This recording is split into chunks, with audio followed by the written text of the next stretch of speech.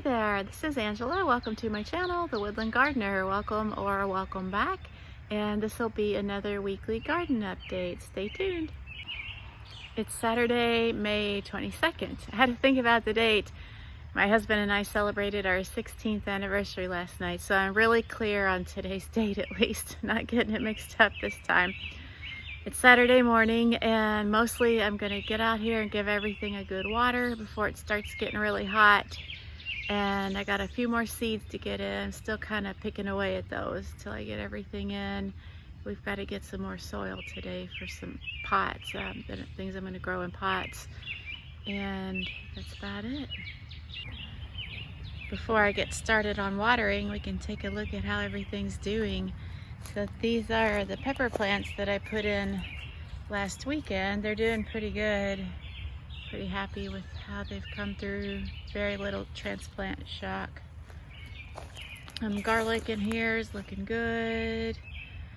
I think they're starting to get their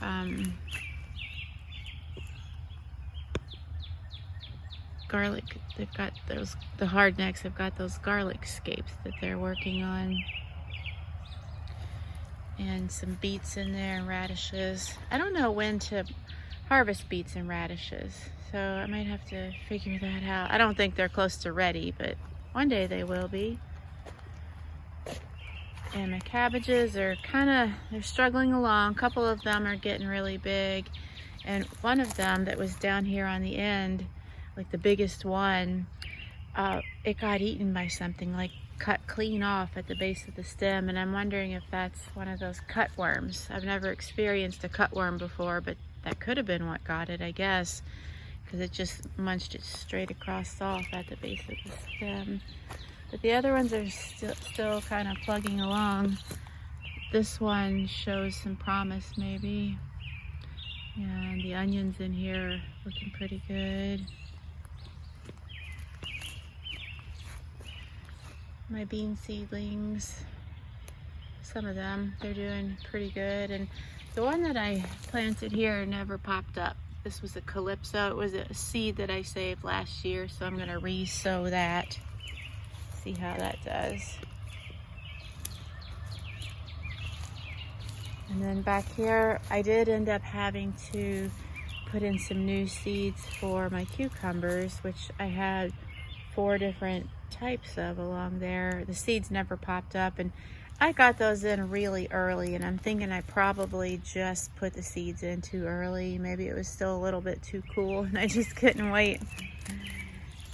All my tomatoes back here looking good, and I have 1 tomato on already. It's small, like about the size of a small marble, but see that. Sorry about this. Actually, there's another one. Sorry about that leaf that keeps popping up. So there's actually 2 little tiny tomatoes on there. And if you saw my video where I'm doing the potato growing experiment, this is one of the bags where I have the potatoes just planted in shredded leaf mulch. So they were a little bit slower to pop up than the potato slips that I planted in just plain soil, which are down here. Yeah, these popped up a lot earlier, so therefore they have a lot more growth on them, more robust right now at least. And the tomatoes are doing pretty good. This area back here does tend to stay a little bit shaded, so it gets a fair amount of sun, and I have successfully grown tomatoes in this spot. But those ones like in the very back row, I'm a little curious to see how they do. They're all kind of duplicates, so if they don't flourish, I have other ones of those varieties planted elsewhere. I had 4 empty grow bags back here that I didn't fill up with tomatoes, so I stuck some extra peppers. They look like they're doing pretty good.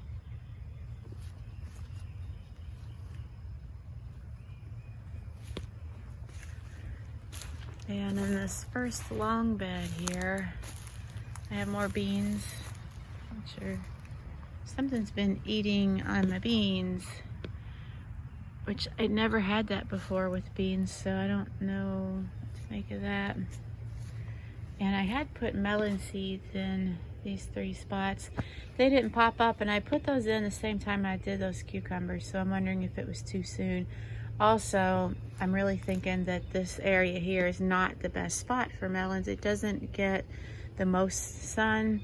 I've been kind of tracking it, and I'm thinking that I might try to find something else to put there and relocate, or put the new melon seeds in somewhere else where they'll get more sun.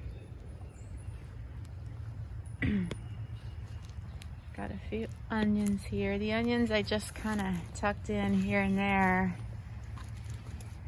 I don't have like a whole space that's just dedicated to onions.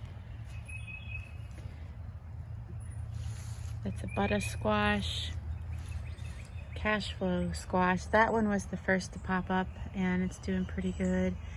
And some of the other squash varieties have not popped up yet. So I'm gonna re-sow those too. I think I put those in too soon.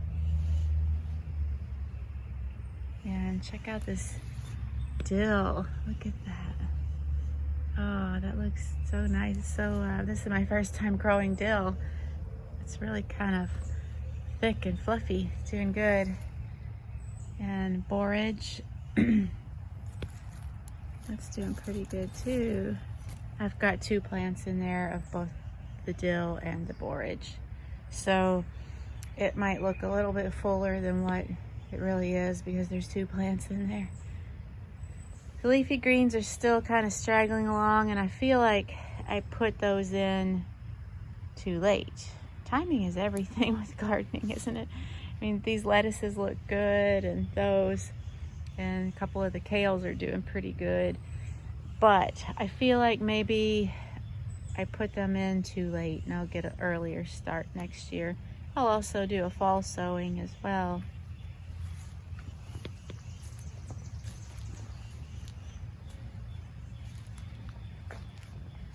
And over here I planted the rest of the tomatoes that I will be doing this year. I need to get some support system in place. I don't have anything yet. I bought 4 of these aluminum posts thinking I would use them over where the corn is. They're 6 feet tall. I might get a few more of those and kind of drive them into the ground along this row of grow bags and just use it to tie up the tomato plants as they grow. Also, they don't have any protection from wildlife, so we'll see how that goes. Still working on that. Without a fence, each area has to have like its own little separate protection mechanism. Got some Nicotiana plants here. My first time growing those. I'm doing a lot of flowers this year, that's my first time really growing flowers from seeds. So I can't wait to see how those turn out. And then this row of smaller pots here is mostly herbs and some flowers. I've got lemon balm started, mountain mint, I've got some cosmos, chamomile, basil. So mostly herbs and flowers growing in those, and they're portable, so I can move them around to wherever needs a splash of color, or if I'm trying to attract some pollinators, I can move the flowers around. And what I'm thinking with the herbs by putting them in those smaller pots is I can move them up on the porch if I find that it's more convenient to have the herbs near the kitchen.